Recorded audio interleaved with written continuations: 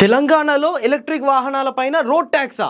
Honda నుండి Activa electric బండి ఎప్పుడు వస్తుంది? రోడ్డు మీద తిరిగేవన్నీ ఎలక్ట్రిక్ వాహనాలే అయితే లాభాలేంటి నష్టాలేంటి అన్న క్వశ్చన్స్ కి ఈ రోజు నేను ఆన్సర్స్ ఇవ్వబోతున్నాను. వీడియోలోకి వెళ్ళే ముందు నా పేరు ఆదిత్య అండ్ ఈవీ తెలుగుకి స్వాగతం.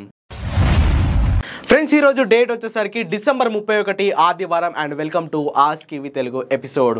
2023వ సంవత్సరంలో ఇదే ఆఖరి రోజు, అందుకే మీ అందరికీ నూతన సంవత్సర శుభాకాంక్షలు ఇన్ అడ్వాన్స్. సో ఈ ఆస్క్ ఈవీ తెలుగు ఎపిసోడ్ అనేది ప్రతి ఆదివారం మన ఛానల్లో అయితే వస్తుంది. Last week ask EV Telugu video కింద మీరు అడిగిన క్వశ్చన్స్కి ఈ రోజు నేను ఆన్సర్ అయితే ఇస్తాను. మీకు ఎలక్ట్రిక్ వెహికల్స్ పైన ఎలాంటి డౌట్స్ ఉన్నా కింద కామెంట్ సెక్షన్లోకి వెళ్ళి #ఆస్క్ ఈవీ తెలుగు అని టైప్ చేసి మీ క్వశ్చన్ కింద కామెంట్ చేసేస్తే నెక్స్ట్ సండే వచ్చే ఆస్క్ ఈవీ తెలుగు వీడియోలో మీ క్వశ్చన్స్కి నేను ఆన్సర్ ఇస్తాను. అండ్ మీరు కానీ మీ ఫ్యామిలీ కానీ మీ ఫ్రెండ్స్ సర్కిల్ ఎవరైనా ఎలక్ట్రిక్ వెహికల్స్ వాడుతూ మీ కస్టమర్ రివ్యూని మాతో షేర్ చేసుకోవాలనుకుంటే ఇక్కడ స్క్రీన్ పై కనిపిస్తున్న వాట్సాప్ నెంబర్కి మీ డీటెయిల్స్ని అయితే మెసేజ్ చేయండి. మేమే మీకు కాల్ చేస్తాము. కాల్ చేసి మనం ఒక డేట్ ఫిక్స్ చేసుకొని కస్టమర్ రివ్యూ షూట్ చేసుకోవచ్చు. ఇక ఎలాంటి లేట్ చేయకుండా ఇవి కామెంట్స్లోకి అయితే వెళ్ళిపోదాము. Friends, first question Karnati Nagarjuna గారు అడుగుతున్నారు, bro Xiaomi SU7 max car వస్తుందా బ్రో? రీసెంట్గానే షామీ అంటే ఎంఐ మొబైల్ ఫోన్స్ ఉన్నాయి కదా, ఆ కంపెనీ ఒక ఎలక్ట్రిక్ కార్ని అయితే లాంచ్ చేయడం జరిగింది. కార్ అయితే అసలు మైండ్ బ్లోయింగ్, కానీ ఆ కారు చైనాలో లాంచ్ అయింది. అందుకే దాని గురించి మనం ఎంత తక్కువ మాట్లాడుకుంటే అంత తక్కువ. అది ఇండియాలోకి వస్తుందా అంటే రావచ్చు, కాకపోతే 2024 2025లోనైతే రాదు. నాకు తెలిసి 2025 ఎండింగ్ ఆర్ 2026 స్టార్టింగ్లో మన ఇండియాలో ఒక కార్ వచ్చే ఛాన్స్ ఉంది. మన ఇండియాలో ఇంకా ఆ మార్కెట్ అంటే ప్రీమియం ఎలక్ట్రిక్ కార్స్ మార్కెట్కి అంత వాల్యూ అయితే లేదా, అంటే ఎవరు అంతగా కొనరు. సో ఆ ప్రీమియం కేటగిరీ అనేది కాస్త ఇంప్రూవ్ అయ్యాక వాళ్ళ కార్ని మన ఇండియాలోనైతే లాంచ్ చేస్తారు. కాకపోతే దాని ప్రైస్ అనేది 60 లక్షలకు పైనే ఉంటుంది. నెక్స్ట్ క్వశ్చన్ సయ్యద్ గారు అడుగుతున్నారు, హాయ్ అన్న, మై సెల్ఫ్ సయ్యద్ ఇసాక్ అన్న, మాకు హైదరాబాద్లో కొమకి రేంజర్పై సబ్సిడీ ఉందా ప్లీజ్ అన్న రిప్లై. సారీ నాకు తెలుగు సరిగ్గా రాదు. ఓకే, కొమకి కంపెనీకి అయితే ఫేమ్ టు సబ్సిడీ అయితే లేదు బ్రో. అందుకే కొమకి రేంజర్ ఎలక్ట్రిక్ బైక్కి మనకు సబ్సిడీ అనేది రాదు. అండ్ దాని ఎక్స్షోరూమ్ కాస్ట్ కూడా 1.85 lakh ఆర్ 1.9 lakh వరకు ఉంది. సో అంత కాస్ట్కి సబ్సిడీ అయితే రాదనమాట. ఫస్ట్ ఆఫ్ ఆల్ కొమకి సబ్సిడీ లేదు, కొమకి రేంజర్ ఎలక్ట్రిక్ బైక్కి సబ్సిడీ అయితే రాదు. Friends, next question Chebrolu Ganesh గారు అడుగుతున్నారు, బ్రో హోండా నుంచి యాక్టివా ఎలక్ట్రిక్ ఇండియాలో లాంచ్ చేస్తారా? And some article showing the launch in this year. ఖచ్చితంగా హోండా నుండి మనకి యాక్టివా ఎలక్ట్రిక్ అనేది 2024వ సంవత్సరంలోనే వస్తుంది. అండ్ 2024వ సంవత్సరంలో హోండా నుండి మనకు మొత్తంగా 2 ఎలక్ట్రిక్ స్కూటర్స్ అయితే వస్తాయి. ఒకటి పోర్టబుల్ బ్యాటరీ ప్యాక్తో వస్తుంది, ఒకటి ఫిక్స్డ్ బ్యాటరీ ప్యాక్తో వస్తుంది. ఆల్రెడీ దీనికి సంబంధించిన లీక్స్ కానీ డిజైనింగ్ ఇమేజెస్ కొన్ని బయటకు వచ్చేసాయి. మేబీ దాంట్లోనే ఒక 2 స్కూటర్లని హోండా అయితే 2024లో మన ఇండియాలోనైతే లాంచ్ చేస్తుంది. నెక్స్ట్ క్వశ్చన్ యూజర్ IH9 అంట, పేరు లేదు, ఏ నుండి అడుగుతున్నారు, బ్రో అప్కమింగ్ ఈవీ బైక్స్లో 300 కిలోమీటర్స్ రేంజ్ వచ్చే ఉన్నాయా, లేదా రీవోల్ట్ RV400 150 రేంజ్ తీసుకోవచ్చా? మీకు 150 రేంజ్ సరిపోతుంది అనుకుంటే రీవోల్ట్ RV400 మీరు తీసుకోవచ్చు. కాకపోతే సర్వీస్ బాగిస్తున్నారా లేదా అన్నది ఒకటి మీరైతే క్లారిఫై చేసుకోండి. 300 కిలోమీటర్ల రేంజ్ ఇచ్చే అప్కమింగ్ బైక్స్ ఉన్నాయంటే ఉన్నాయి, కాకపోతే ప్రైస్ అనేది చాలా ఎక్కువ ఉంటుంది. ఫర్ ఎగ్జాంపుల్ అల్ట్రావైలెట్ F77 ఉంది, వాళ్ళ క్లెయిమ్డ్ రేంజ్ 300కు పైనే ఉన్నప్పటికీ వాళ్ళ రియల్ రేంజ్ మాత్రం 250 మ్యాక్స్ అంతే. సో దాని ప్రైస్ వచ్చేసరికి 4 లక్షల వరకు అయితే ఉంది. సో రేంజ్ అయితే ఖచ్చితంగా ఇంప్రూవ్ అవుతుంది అప్కమింగ్ డేస్లో, కానీ దానికి తగ్గట్టే మనకి ప్రైజెస్ కూడా ఇంప్రూవ్ అవుతాయి. స్కూటర్లో బ్రిస్కీవి వాళ్ళు 333 కిలోమీటర్ల రేంజ్ని క్లెయిమ్ చేస్తున్నారు. అది రావడానికి కూడా కాస్త టైం పడుతుంది. దాని ప్రైస్ కూడా ఎక్కువే ఉంటుంది అనుకుంటున్నాను. మీకు రేంజ్ ఎక్కువ కావాలంటే ఖచ్చితంగా మీరు ప్రైస్ అయితే ఎక్కువ పెట్టాలి. నెక్స్ట్ క్వశ్చన్ నాగరాజ్ గారు అడుగుతున్నారు, అన్న ఫ్యూచర్లో ఎలక్ట్రిక్ వెహికల్స్కి అవి ఇచ్చే స్మార్ట్ ఫీచర్స్కి మనం మంత్లీ 999 రూపీస్ ఛార్జ్ చేయాలంటున్నారు, నిజమేనా? నిజమే బ్రో, ఎవరు అన్ని టెక్నాలజీ ఫీచర్స్ మనకి ఫ్రీగా ఇవ్వలేరు కదా. వాళ్ళు సర్వర్స్ నడుపుకోవాలి, OT అప్డేట్స్ ఇవ్వాలి, వాళ్ళ ఎంప్లాయీస్కి శాలరీస్ పే చేసుకోవాలంటే ఖచ్చితంగా మన నుండి ఛార్జెస్ అనేవి తీసుకుంటారు, మంత్లీ ఛార్జెస్ అనేవి. సో ప్రస్తుతానికి ఏతరు ఓలా లాంటి కంపెనీస్ ఫ్రీగా మనకు ఆఫర్ చేస్తున్నాయి, కానీ ఫ్యూచర్లో ఖచ్చితంగా మనకు ఒక ప్యాకేజ్ అనేది ఉంటుంది. ఆ ప్యాకేజ్ పే చేస్తేనే మనకు ఆ మ్యాప్స్ కానివ్వండి, ఆ మిగతా ఫీచర్స్ అయితే స్కూటర్లో వర్క్ అవుతాయి. సో ఖచ్చితంగా ఫ్యూచర్లో కంపెనీస్ అయితే స్మార్ట్ ఫీచర్స్కి మన నుండి డబ్బులు అయితే తీసుకుంటారు. Friends, next question Venu Gopal గారు అడుగుతున్నారు, వారి పేరు షార్ట్ కట్లో ఉంది VENGPL అని, కానీ నేను అర్థం చేసుకున్నాను. Telangana also charging road tax from August 2023 onwards. Sir you are in EV field, please share correct information.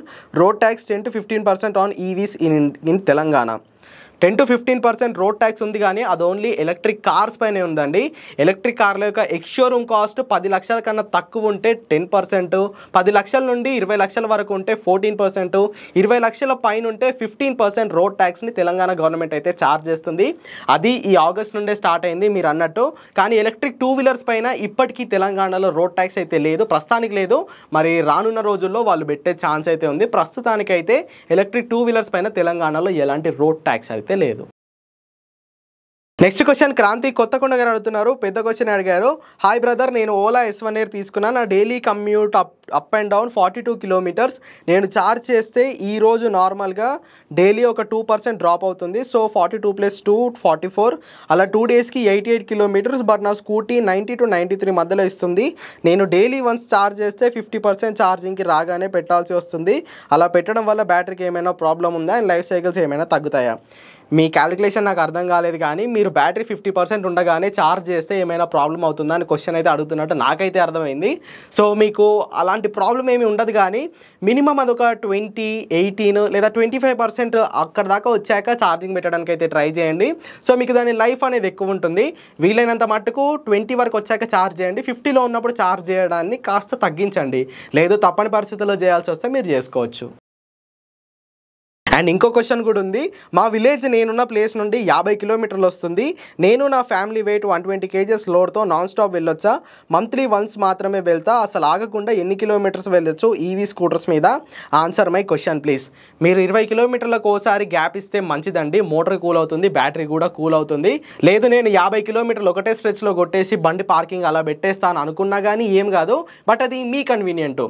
జనరల్గా మనం ట్రావెల్ చేసేటప్పుడు ఖచ్చితంగా ఒక 30 కిలోమీటర్లకు 40 కిలోమీటర్లు ఆగి రెస్ట్ తీసుకొని తిని వాటర్ తాగి వెళ్తూ ఉంటాం కదా. సో అలానే ఒకసారి ఆపడానికి ట్రై చేయండి. లేదు అర్జెంట్ ఉంటే కనుక మీరు వెళ్ళిపోవచ్చు. Friends next question Sabarish M N అంట ఈ యొక్క నుండి అడుగుతున్నారు. 80 to 90% ఈవీ అయిపోతే అప్పుడు సొసైటీలో ఏమేమి జరుగుతుంది? Positive points and negative points చెప్పండి. For example positive very less pollution, negative maybe electricity problem. So ఇప్పుడు ప్రస్తుతం మన సొసైటీలో 80 to 90% అన్ని ఎలక్ట్రిక్ వాహనాలే అయితే పాజిటివ్స్ ఏంటి నెగిటివ్స్ ఏంటి అని అడుగుతున్నారు. పాజిటివ్స్ అంటే మనకు అన్ని పాజిటివ్సే అండి. మీరు అన్నట్టు పొల్యూషన్ తగ్గుతుంది, మన ఎయిర్ పొల్యూషన్ తగ్గుతుంది, సౌండ్ పొల్యూషన్ తగ్గుతుంది. ఆన్ టాప్ ఆఫ్ దట్ మెయిన్గా మనం కొన్ని లక్షల కోట్లు చెల్లించి వేరే దేశాల నుండి ఇంపోర్ట్ చేసుకుంటున్న క్రూడ్ ఆయిల్, ఆ ఇంపోర్ట్ అనేది తగ్గుతుంది. సో దానివల్ల మన దేశానికి చాలా డబ్బులు అయితే మిగులుతాయి. అవే డబ్బులు మనం వేరే వాటిలోనైతే ఇన్వెస్ట్ చేసుకోవచ్చు. సో మెయిన్గా క్రూడ్ ఆయిల్ తగ్గుతుంది. మన పైన అంటే మన రిసోర్సెస్ పైన మనం డిపెండ్ అవ్వగలుగుతాము. వేరే కంట్రీస్ పైన ఆధారపడే ఛాన్స్ అయితే మనకు ఉండదు. సో ఇలా చాలా అడ్వాంటేజెస్ ఉన్నాయి. మరి మన ఎండ్ యూజర్ జేబులో ఏమైనా డబ్బులు మిగులుతాయంటే మిగిలవనే చెప్తాను నేనైతే. ఎందుకంటే డబ్బులు సేవ్ చేసుకోవాలి అనేది ఇంతవరకు వచ్చింది. బట్ ఇప్పటి నుండి ఈవీస్ పైన డబ్బులు సేవ్ చేసుకోవడం అన్న కాన్సెప్ట్ అయితే ఇకపై ఉండదు. మనకి పెట్రోల్ ఎంతైతే కాస్ట్ పడుతుందో ఫ్యూచర్లో ఎలక్ట్రిక్ వెహికల్స్ కూడా మనం బట్టే అప్ ఫ్రంట్ కాస్ట్ అనేది అంతే పడుతుంది క్యాలిక్యులేట్ చేసుకుంటే. బట్ మీరు అన్నట్టు పొల్యూషన్ తగ్గుతుంది, నేను అన్నట్టు క్రూడ్ ఆయిల్ ఇంపోర్ట్స్ అనేవి తగ్గుతాయి. ఇక నెగిటివ్ గురించి మాట్లాడుకుంటే మీరు ఎలక్ట్రిసిటీ ప్రాబ్లం అన్నారు. ఫ్యూచర్లో మనకి ఎలక్ట్రిసిటీ అనేది వాటర్ నుండి, సోలార్ నుండి, సో ఎయిర్ నుండి, సో వీటి నుండి అయితే జనరేట్ అవ్వడం జరుగుతుంది. వీటి వల్ల మనకి ఎలక్ట్రిసిటీ ప్రాబ్లం కూడా ఏముండదు. ఫ్రీగా మనమైతే ఎలక్ట్రిసిటీని జనరేట్ చేసుకోగలుగుతాము. నెక్స్ట్ క్వశ్చన్ వడ్డ సాయి గారు అడుగుతున్నారు. మ్యాటర్ ఎయిరా బైక్ డెలివరీ ఎప్పుడు? అప్పటి వరకు వెయిట్ చేయొచ్చా? Any other suggestion? ప్రస్తుతానికైతే వాళ్ళు డెలివరీస్ ఎప్పుడు ఇస్తామని వాళ్ళకే తెలియదు. మేము ప్రొడక్షన్ చేస్తున్నారో చేయట్లేదు, అసలు ఏమవుతుందో వారు ఎవరికి చెప్పట్లేదు. డెలివరీస్ ఎప్పుడు అవుతాయంటే నా దగ్గర కూడా కరెక్ట్ ఇన్ఫర్మేషన్ లేదు. మేబీ చూద్దాము 2024 సెకండ్ హాఫ్ నుండైనా స్టార్ట్ చేస్తారేమో. అప్పటి వరకు వెయిట్ చేయొచ్చా అంటే మీకు అర్జెంట్ రిక్వైర్మెంట్ ఉంటే వేరే బండి తీసుకోండి, లేదంటే వెయిట్ చేయండి.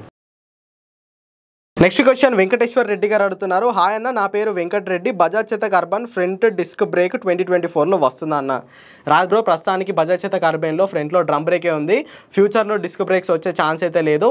ప్రీమియం అంటే బజాజ్ చేతక్ ప్రీమియంలో ఒక కొత్త వేరియంట్ వస్తుంది, మేబీ దాంట్లో వచ్చే ఛాన్స్ ఉంది, కానీ అర్బన్లోనైతే రాదు. నెక్స్ట్ క్వశ్చన్ బండారు జగన్నాథ బాబు గారు అడుగుతున్నారు. బ్రో నాకు ₹1,00,000 ఎక్కువ కిలోమీటర్స్ ఇచ్చే స్టాండర్డ్ ఎలక్ట్రిక్ వెహికల్ చెప్పండి. ఓలా S1 X Plus బాగుంటుందా?